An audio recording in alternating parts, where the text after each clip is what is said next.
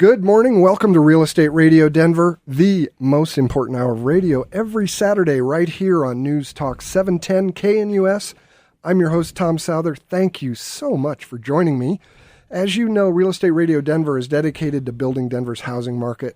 We're here to give you some great advice, help you connect with some true experts, and that's whether you're buying a home, selling, maybe you're thinking it's time to refi. It's not too late to do that. I'm helping people right now with getting out of their adjustable rate mortgages that are probably going to start edging up and putting them into something fixed. So that's not a bad idea.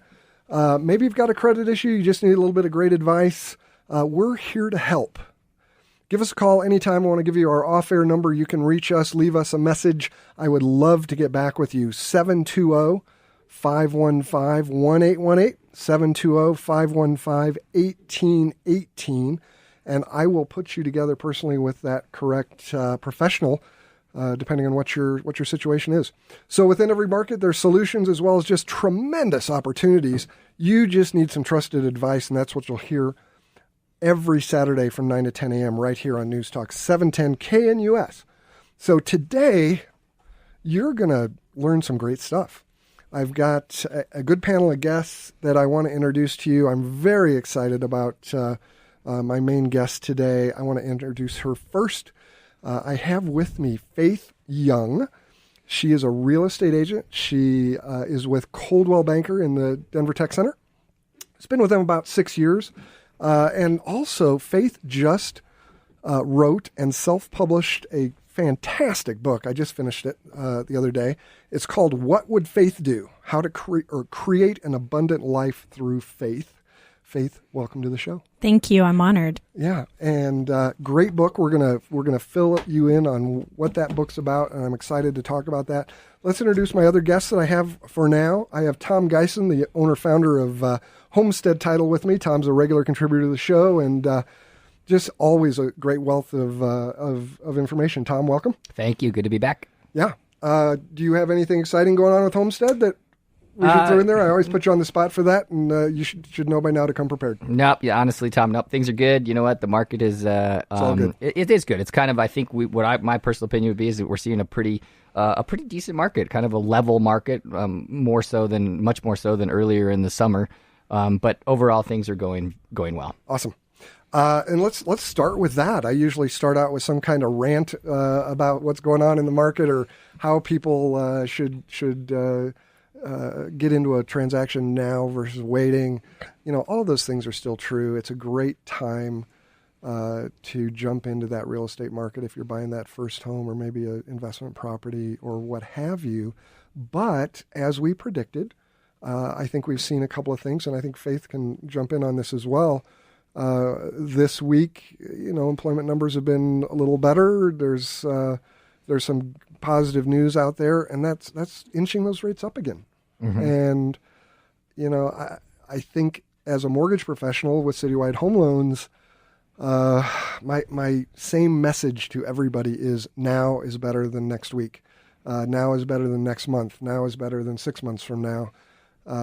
Pricing, rates, every deal you get is better today than as you move forward. Faith, what do you think? I totally agree. I know so many people don't want to list their house during the holiday, but I think it's like one of the best times to do it because everyone else will wait till spring. Yeah. And people who sell in California still move here. It was 70 there, right? Yesterday. So they'll still move here year round. And also leases. If they signed a 6-month lease, they signed in July. And now their lease is up in January. So statistically for my business, November and December are two of my busiest months of the year. I mean, I put 3 under contract 2 weekends ago.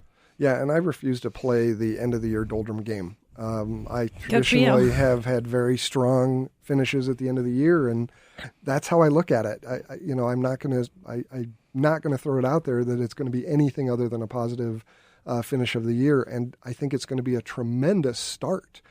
I was talking with a real estate agent yesterday who does a lot of relocation, and he is off the charts with people, as you say, wanting to move into Colorado, and I don't see that changing at all. The topic that I like to talk to people about who are thinking of listing and maybe upgrading is oftentimes they think, well, I have to wait till spring because that's when we get my best price. My argument would be that's also when you're going to pay the best price for what you sell. So it's going to wash out. Exactly. Faith, what do you think? And my whole philosophy on that, especially if you're upsizing, it's better to sell low and buy low because that's your new house will generally be a higher payment. And, for 30-year fix, it's actually better if you bought that for $10,000 less over 30 years. So, it's never been a better time to sell. I mean, inventory is still way down, over 50% down. And, and I've been telling my sellers maybe have an alternative solution in case we don't find the perfect property. Maybe rent something for a few months. Right. Or we've been looking at a lot of new builds. Yeah. Because we're going under contract today. When they are completed in 6 months from now, they're going to be worth $30,000 in equity walking in.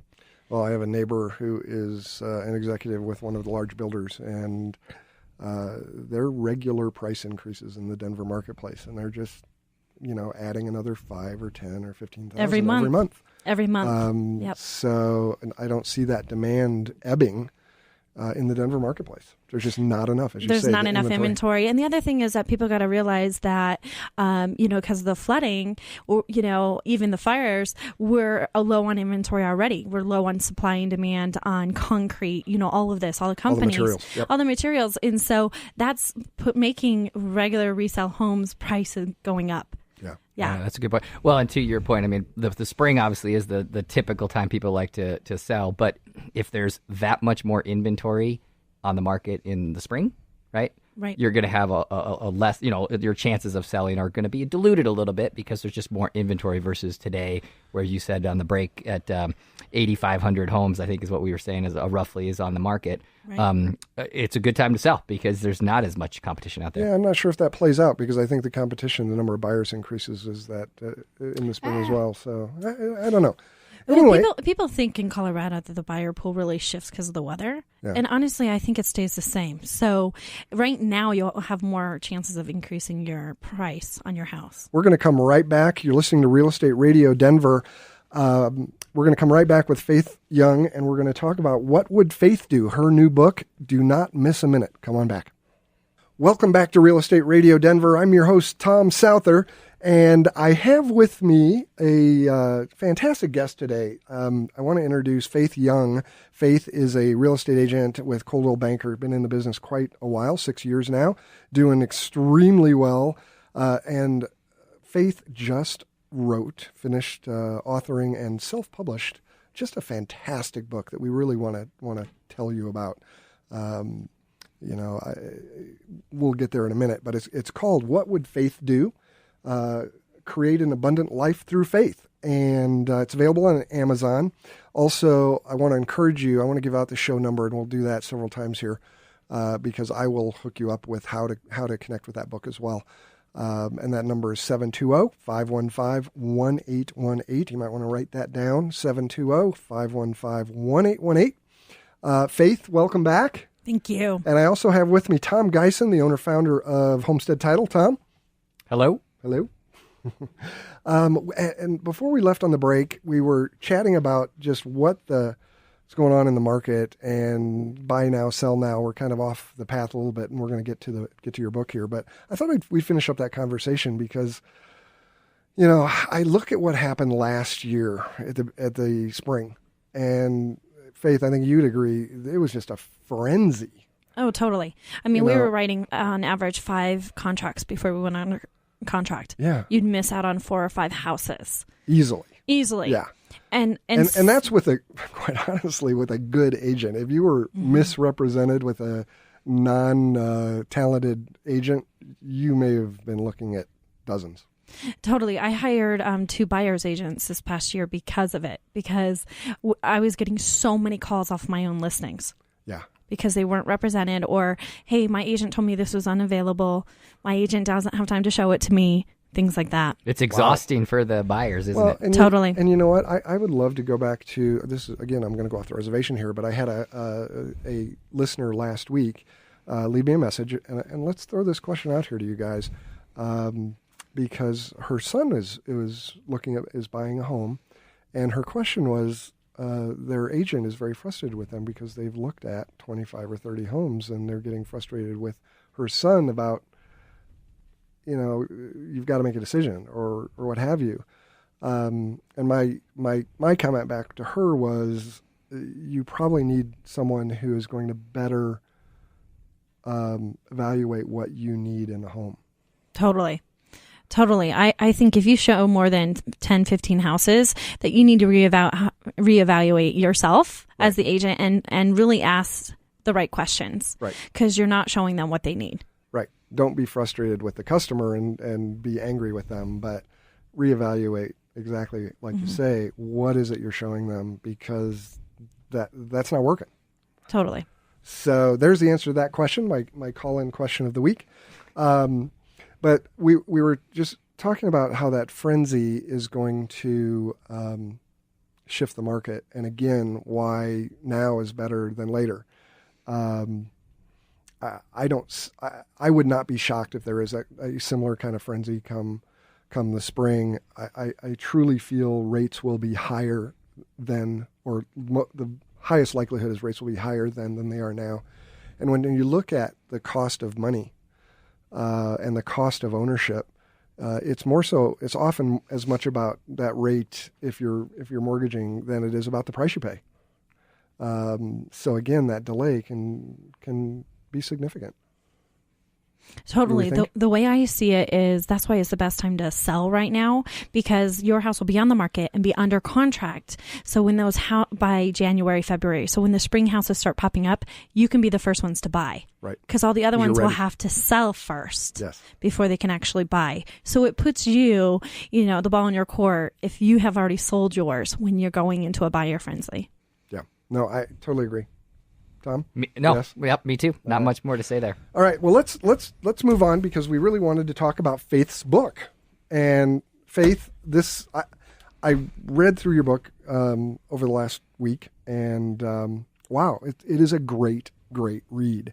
And we talked about this, and I'll tell you, I'll throw out my history over the last 4 or 5 years where I've read a number of books that I would call encouraging books. Books about how you can direct your life and be more intentional and have an abundant life, as you put it. And I like how you've tied all of these concepts together. One of the I just would like to ask you, how did you get there? What was your motivation in putting this thing together? Sure. Well, 2 years ago, when I was working with my life coach, I hired a life coach, and his gift was to help people step into their power, really to become who you're meant to do and live that life, And when I was coaching with him, he was like, Faith, I've read every single book. I've been a life coach for 15 years. I have a master's degree. I have my own book. He's like, but you put things in such simple terms that you really should write a book. And so cool. I'm like, all right, let's do it. So that's really what jump-started me into the process. And so I released the book a month ago, and it's just been absolutely amazing. It's I literally feel like I've raised to a higher vibrational level as a result. Yeah, and the book is What Would Faith Do? It's written by Faith Young, and it's available on Amazon. So we will help you with that as well. Also, please call the show 720-515-1818. That's my off-air number, and I will tell you how to get this book in your hand. So this book is about your story, largely, and how you got through it, and the pieces and parts that really you applied to your life to change it. And I've been through some of that myself. And, I appreciate this, the truth in it about how you can open yourself up to the universe and your environment and the way you direct your thought. So tell me, about some of your adversity and why this path for you. Awesome. Thank you. Absolutely. Really, the book is about overcoming adversity and living that glorious, abundant life we're all meant to live. I believe coming into this world, we have a purpose, and somewhere we got knocked off track. So in my life, that's literally what happened. When I was 18 years old, as little as 1 week before my car accident, I say to myself, hey, if I end up in the ER, who's going to show up or let alone even care? So the crazy thing was, in my life up until that moment, I had just experienced negativity, scarcity. That was just the realm that I had known. And so, of course, my thoughts would kind of follow that path. So sure enough, 1 week later, I find myself in a rollover accident. I'm in Castle Rock. I go down the side street in the middle of March where all the snow was and rolled my Bronco 3.5 times. And was in shock, had to pull myself out of the car because no one was coming to help. And but 3 people drove by. Finally, when the sheriff shows up, the sheriff of the fire department, he's like, you came out of that? He said, is there someone else inside dead? Oh. So just to kind of give you an idea of how tragic the accident was. So sure enough, I'm on the way to the ER. And the good thing, there were people who cared and there were people who showed up. But really right then I was like, oh my gosh, I created that. With all my negative thoughts, you hear about what you think about, you bring about. And of course, this is way before I heard about The Secret or the Law of Attraction, but it was like, that's all I knew thus far in my life was negative thought. And I thought right then, I was like, wow, I wonder what that much positive thoughts could create. And literally right then, I changed my life. It all clicked. Yeah. And it's amazing. Had you been on a path of self-help at that point, or experienced any of the thought leaders in the industry that talk about what you think about, you bring about, because to come to that revelation without is phenomenal, quite honestly. Thank you. It was a gift handed to me. And it was like, as a child, I always knew there's got to be more than this. I think people can relate to that. I just knew there's got to be more to life than struggle and pain and disappointment. And the cool thing was I was able to discover that through my pain, through my tragic accident, that, hey, there definitely is more. And I'm in charge of that. I create that. And through the power of choice. And what has happened since then? So the really cool thing is that I've been able to just create this abundant, loving life as a result. So I graduated from art college, and then I got into real estate. And the cool thing is that it's way more than just buying and selling houses. It's powerfully impacting people's lives. And so through my book, I get to do that in so many different ways. And, be that, I like to call the little ounce of faith that people are missing. Like, we all have it inside us, just somewhere along the way are like burned out. So it gives you that little spark. And so, and a lot of good things have happened since that rollover, right? Yeah, absolutely. I mean, just this year alone, I will finish the year with 125% of income over last year. So, I mean, it just continuously shows up these amazing gifts. And when you see them as gifts instead of you're entitled, because I don't believe we're entitled to the air that we breathe this morning. That was a gift. Yeah. And when you believe, Tom and I talked about off air about gratitude, that, and I started this 365 days of gratitude literally 2 years ago on Facebook. So every single day for 365 days, I've been writing what I'm grateful for on Facebook. Yeah, you're thankful. Yeah. Well, and that's one of the things we talked about earlier, because I've been on a path for the last 4 or 5 years of doing a little internal searching, and read a lot of books. And the common denominator with almost everything that I've read is that gratitude piece.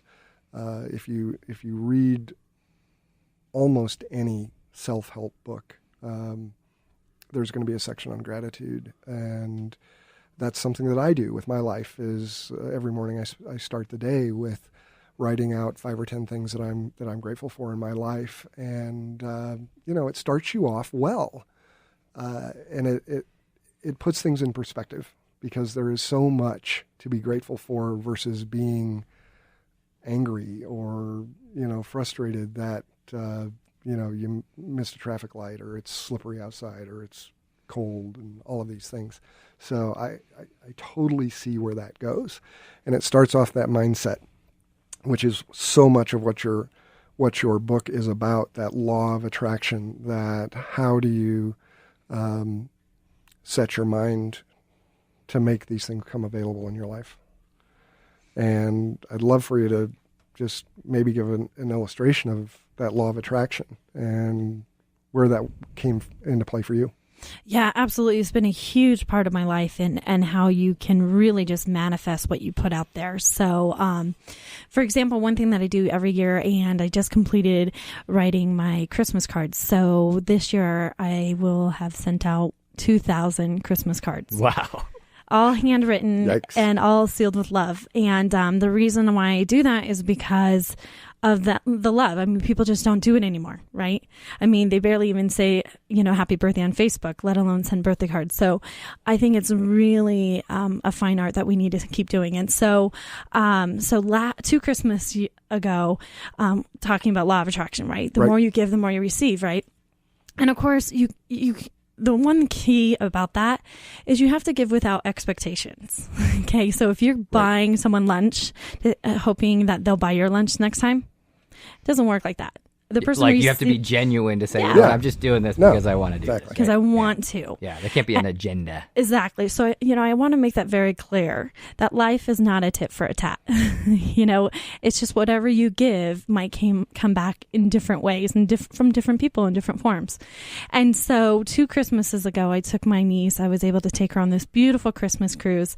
And when we... I'm sorry, I've got to interrupt here. We are at the end of our segment. We're going to come right back, and we're going to have more on the law of attraction. Do not miss a minute. Come back. Welcome back to Real Estate Radio Denver. I'm your host, Tom Souther, and we left you, we were talking about the law of attraction. I want to reintroduce my guest and have her complete that story. I have with me Faith Young. She is a real estate agent with Coldwell Banker and also the author of just a fantastic book. It's called What Would Faith Do? By Faith Young. And you can pick that up on Amazon. And I have with me Tom Gysin, who is the owner-founder of Homestead Title. I also, in just a minute, I'm going to introduce my insurance agent partner, Ryan Mathisen, and we're going to have a little update there. But let's finish this story. Faith, we were talking about law of attraction. You were telling us about your thousands of Christmas cards you sent out. Tell us the rest of that story. So the cool thing is, I come back from the Christmas cruise and I get home and I'm like... Let me back up because you had taken your niece on this Christmas cruise as a just giving to her without expectation. Exactly. Yeah. Totally. And I was honored that I was capable of doing that. And so come back from the Christmas cruise and it's me and my puppy and I'm like, okay, being recently divorced at the time, I was divorced 2 years and I'm like, okay, so what can I do to shift that energy instead of feeling alone kind of thing? And I have this thing about checks in the mail, if you've ever heard about that, like when you receive money in the mail, right? So I'm like, oh, I bet you there's something yummy or in the mail. Let me go check. And I go to open my mailbox and it's crammed full of Christmas cards, 50 Christmas cards. So I pull them all out and I go and lay them on my California King bed. They fill up the whole bed and I read each one of them. And I was just so overwhelmed by love. I mean, some people wrote me pages, letters of how I've inspired their life and so on and so forth.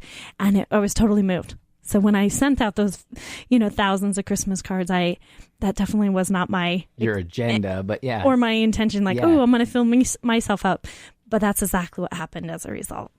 So what I do know is those people who might only get 5 Christmas cards or maybe 1, it fills up their heart as much as those 50 filled up mine. Yeah, that's great. Yeah, it's an amazing story. I'm gonna break out here, and I want to do our. Cover Your Assets segment. I have with me Ryan Mathisen. Hey, Tom. How are you? Good, Ryan. Ryan is with Colorado Insurance, yes, and one of the top, I like to think, top guy insurance brokerage in town, and we take pride in what we do. For Colorado Insurance. Yep. You wanted to throw in today. Your topic is really claims. Yes. And what do you do with those? And what's the dividing line that makes sense on on filing a claim. Sure. Help us out with that. And we're definitely coming into a time, it's chilly. It's getting chilly out, and that's when your frozen pipes start to come around. I just real quick, I just received a text from somebody who's at one of my employees who's at their house trying to thaw out frozen pipes. And there you go. Yes, yeah. It's pretty prevalent in Colorado. We get every claim that you can think of, we get, except for earthquakes, I think. So we get the whole gamut. What I see a lot when I'm working with clients, and to no fault of their own, and they'll go to buy a new house, go to refi a current, they want to move their insurance, and they find that they can't because they've handcuffed themselves with 2, 3, 4, 5 claims in the past 3 or 5 years, which shows up on what's called a clue report, which is basically your report card for how you've been the past 3 or 5 years. A lot of them are under $1,000, and I really, really think that it's the agent's job to talk to their clients about really what makes sense when you're putting in a claim. Everybody's financial situation is a little bit different. So there's no black and white, hey, this should be submitted and this shouldn't. Most people have $1,000 deductible on their homeowner's policy, or they should if they can. And really the dividing line is, hey, if that claim is really over $1,000 more than that deductible, then you maybe can think about putting in a claim. But anything under that, you really need to look at paying that out of pocket, because what happens is, one, the company's surcharge for those claims, whether they're big or small, it could be $20,000 or $500. You're going to get surcharged the same. So, and then what does that mean, surcharged? So they're going to go on at renewal. They're going to run your clue report and say, oh, we paid out a claim this year. We're going to increase your rate by $400 to compensate us for that claim that we just put in, or that you just put in. So if you had a $500 claim and your rate just went up $400, not only did you just pay for that claim out of pocket without knowing it, now when you go to reshop your insurance, that claim is going to be surcharged and it's going to follow you. It's amazing because, from the consumer standpoint, it is frustrating, right? You're like, God, I paid premiums for 10 years. I have a claim and I want to file a claim, and now you're going to make me pay. But the reality is that's how it's done. And it's the agent's job to say, hey, maybe we should look at paying this one out of pocket. Now, insurance is really for the bigger things. Your $10,000 water claims, you need a new roof, it's $20,000. You have a fire, a big theft claim. And really every peril per se or a claim is surcharged differently. So a wind claim is going to be surcharged less than a theft claim. So they all kind of carry different weight. But when you're going to put in a claim, definitely talk to your agent and get advice on, hey, is this something that I should be doing? Because a lot of times they're going to just send you to their corporate and you're going to put in that claim without even knowing really the ramifications of what you're doing. So yeah, I had a good buddy of mine that is very financially capable, and he filed 2 little claims and got canceled and didn't realize it. And then to your point, is he went shopping and was like, ooh, and it was tough. Mistake. Yeah, and depending on the relationship that the agent has with the underwriter, you can get stuff approved based on what happened. Hey, my bike's got stolen out of my garage. What are you going to do? But definitely a conversation needs to be had with your agent to make sure that you're doing the right things moving forward. And they should steer you in the right direction. We have a full-time service team in-house. So when you call us, we're going to steer you in the right direction, whether you should or should not put in that claim based on what we feel, based on our experience. If they've already done that and they found that they've been canceled by their prior company, is there always an outlet through like excess and surplus or somewhere else that they can get insured? Some companies charge for 3 years and some charge for 5. So some of those claims are going to fall off within 3 years. So that's the benefit of working with a broker. I have both. I have companies that surcharge for 3 and 5. So depending on when that claim was, what happened, I can usually find a place for it. It's when you get into the 3, 4, 5 claims on your clue report that were under $1,000. It's really is baffling that the agent didn't deter you from putting those in. So it's right. Yeah. And my understanding is even if you don't meet your deductible, it's still going to be a claim hit. Exactly. Potentially a premium hit. Sorry, I didn't mean to cut you off, Tom. And even with a zero pay claim, so you call into State Farm and say, hey, I'm thinking about putting this claim in. They're going to throw a zero pay claim on your clue report, and sometimes companies will surcharge for that. They'll show it as a claim whether they paid out or not. So it's definitely something that you want to talk to your agent about. Have a contractor come out and look at the damage, assess the damage before you call your company to make sure that, hey, this is something that I want to move forward with, or hey, this is something that I can stomach out of pocket. Yeah, absolutely. Awesome. So that is your Cover Your Assets segment for this week with Ryan Mathisen with Colorado Insurance. I cannot encourage you enough to give these guys a shot. If you're looking at what your insurance policies are, if you need an insurance update to find out, are you covered properly? We talked about that last week or 2 weeks ago. These are your guys. They're one of the largest independent agencies in Colorado and just do a fantastic job in getting you that best coverage at the best price available. So, Ryan, give us your phone number real quick. 720-266-5302. Awesome. Yep. And can you stick around? Absolutely. All right. Let's get back to our main topic. We're here in studio with Faith Young with Coldwell Banker. She is a real estate agent, and she is the author of just a fantastic book that we're talking about. We're filling you in on her book called What Would Faith Do? And welcome back, Faith. And I also have with me Tom Gysin, who is the owner-founder of Homestead Title. And we were talking about that law of attraction, and you had a great story about just how what you give comes back. Give without expectation, it comes back to you tenfold. Totally. Yeah, I think way to say it, without expectation. Without expectation. Yeah. You know, if your mentality is, you know, I've got to give, if it's quid pro quo, if it's tit for tat, as you put it, you know, that doesn't work. It doesn't. You know, be generous with your time, your money, your efforts. Well, I think people like to hang around positive people. Right? Yeah. Totally. So one of the things that I pulled out of your book as well is you talk about your virtue and how do you find that. And everyone has their own virtue. So tell us about yours and how do you honor that virtue, and maybe give us a tip on how we might identify what ours is. Sure, absolutely. I believe that we all have our virtue, and our virtue is really just our main purpose. So mine is empowering. And Faith, I am going to apologize again here because I just went over a segment. So we're going to come right back and we're going to talk about virtue. Come on back. Welcome back to Real Estate Radio Denver.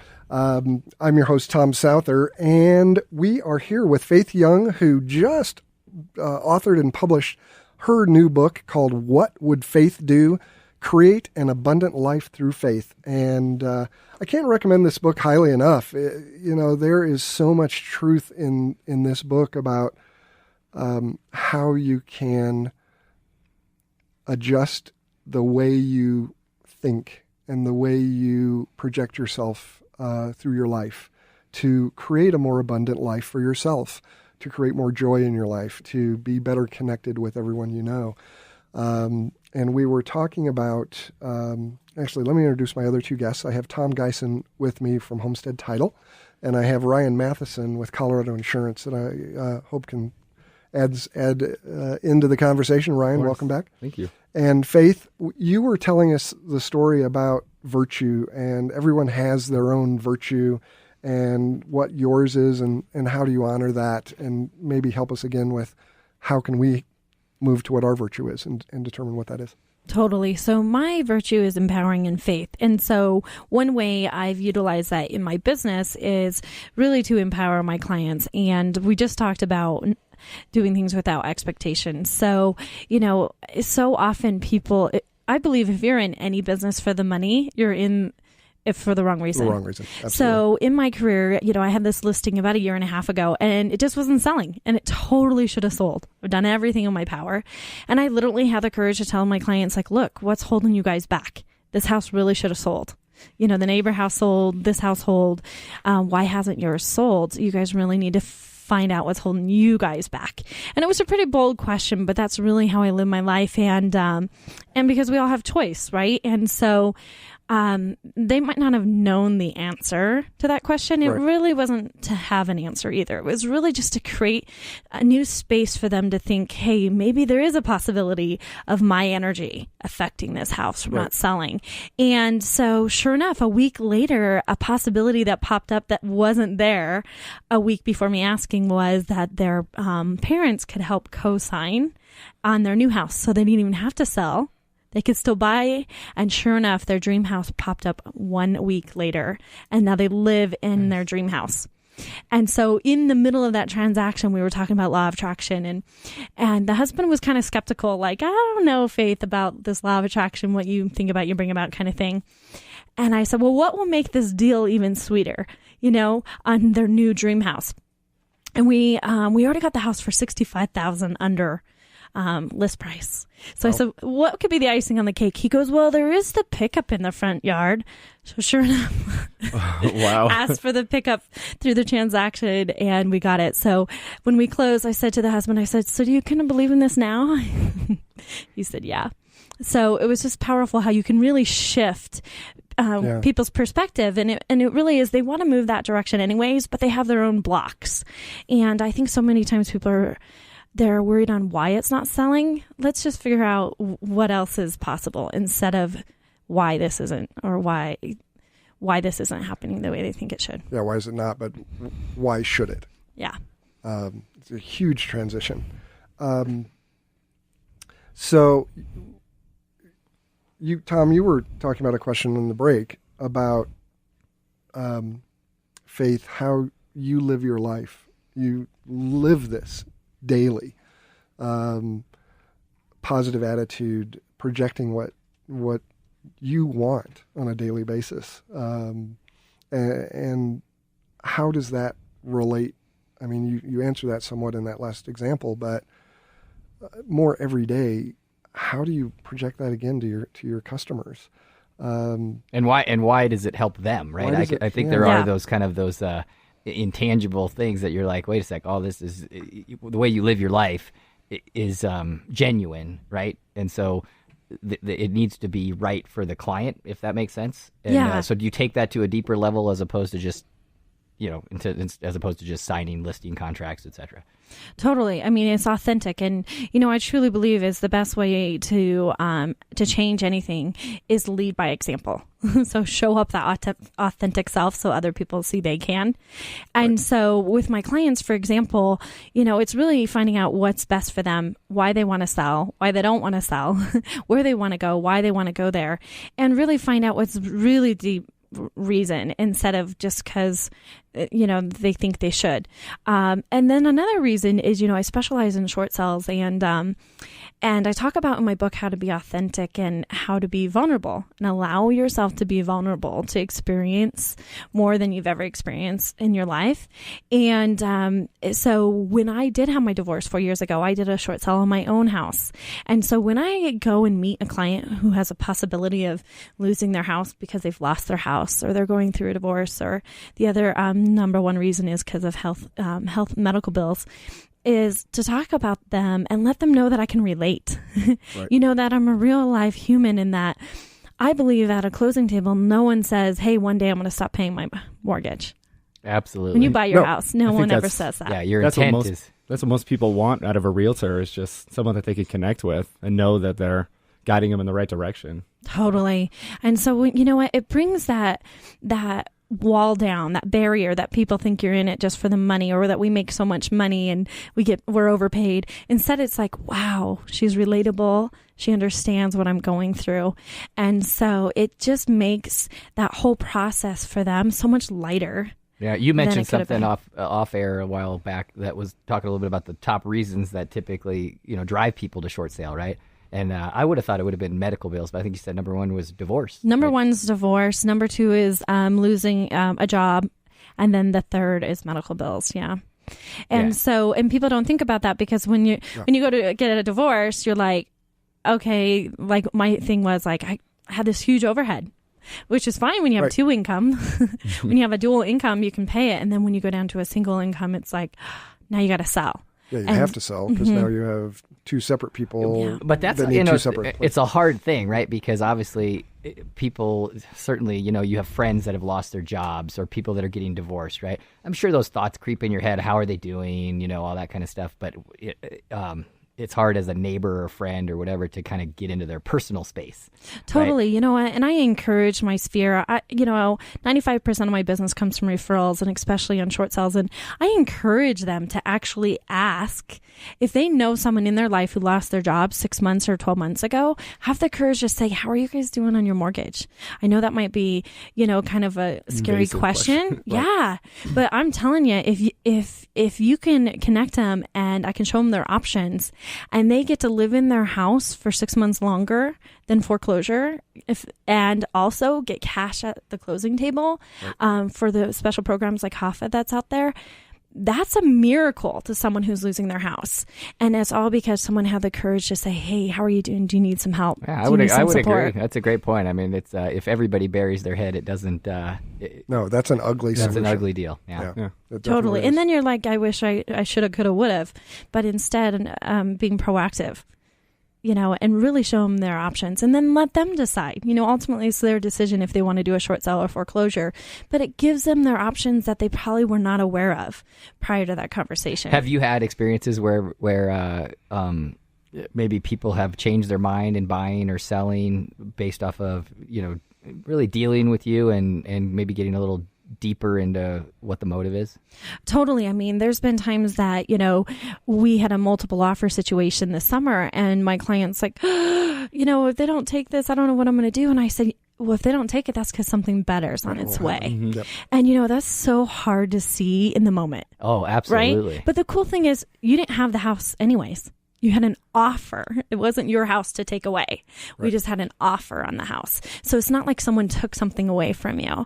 And I tell you, every single time we lose a house, the better house pops up. I mean, every time. Yeah, I told you that example personally happened to me as we were, looking at buying another place, and my wife was into it and I wasn't quite into it, and we were going to be forced to kind of have to sell something else to buy it, and I loved the other place, and it was so funny it was agonizing for me for probably about 2 months, and then the day that it all kind of worked out and the new house popped up. Same thing happened to us this summer. We, in the rush of the market was just crazy. My wife had already mentally moved into this home that we put an offer in on. And by the weekend, they had 20 other offers and we had no chance. And 3 months later, we decided to do a new build, which is what you were talking about before. And it just worked out so perfect. And you love where you're at now, right? We just moved in last week. Yeah. And it was perfect. It was great. But, she had mentally moved into the other house already. So it was maybe that's another educational piece, right? Like you said, until it's signed, sealed, delivered, closed, and everything, don't get too attached, right? Yeah. Yeah. Well, and the thing is, there's one thing about intention. So have your intention of buying the house, but the emotional, you're just going to set yourself up for failure by being emotionally attached to it. But the coolest thing is that something better always does show up. And at the time, it doesn't feel like it.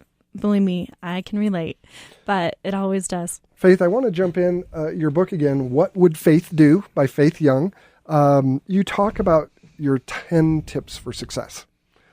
Give us one. One of my favorite tips is when you are in front of a client, when you're in front of someone you just met at a networking event, wherever it might be, it might even be in front of your friend, a girlfriend for lunch, is to say, how can I be a contribution to you? And again, without expectation, right? To really just say, so what can I do to help you? And the coolest thing is that I've been doing this for a few years now, and there will be people who are like, well, what do you mean? They've never even had someone ask, or they think I have a hidden motive. And I'm like, no, really, what can I do to help you? And often they're like, I'm not sure. I'm like, cool, we'll think about it. When you do, let me know. And it's so at law of attraction, or the law of reciprocity, actually, they're going to come back and say, well, Faith, what can I do for you? Right? And so make sure you have that answer if you're going to play this game, so you know what you would like them to help you with. But it's a huge success tip in everything, in relationships. And if we just all went around and said, hey, how can I be a contribution? What can I help you with? Yeah, absolutely. So that is tip number one. I encourage you to pick this book up, What Would Faith Do by Faith Young. You can find this on Amazon. Correct. And you can also find it on my What Would Faith Do website. It's whatwouldfaithdo.com/book is where you can get the book right on the page. whatwouldfaithdo.com Yep. /book. All right. Did you come up with that title, by the way? Yes, I did. Do you want to hear the story? It's pretty cool. Yeah. Yes. Okay, cool. So I had a friend of mine who it's short. So she found herself in jail and for not paying a speeding ticket. And so that's what happens, right? So law of attraction. Yeah. Yeah. So she's like, oh my God, this is the worst day of my life. What would Faith do? And she said, well, Faith would write 100 things she's grateful for. So she picked up her admission slip, flipped it over, and started writing 100 things she was grateful for. So I told my yoga teacher this story. She goes, well, that's what the book should be called. What would Faith do? It's a great title. Nice. Thank you. All right, you're listening to Real Estate Radio Denver. I so want to thank my guests today, Faith Young, and her book, What Would Faith Do?, available on Amazon, or www.whatwouldfaithdo.com/book. And Faith, thank you so much for coming in. It's been a pleasure. Like I said, this book reconnected me with a number of things that I had been doing in my life that I'm reconnecting and redoing, which I'm very happy about. Also want to thank Tom Gysin for coming in, owner and founder of Homestead Title. Ryan Mathisen, always a pleasure. Colorado Insurance. Thank you. And I encourage you, let me help you get connected with Faith. Boy, if you're thinking about real estate, let me put you together with Faith. She is a special person that will help you with that process. You can reach us at 720-515-1818, 720-515-1818. We'll be back next week. Thanks.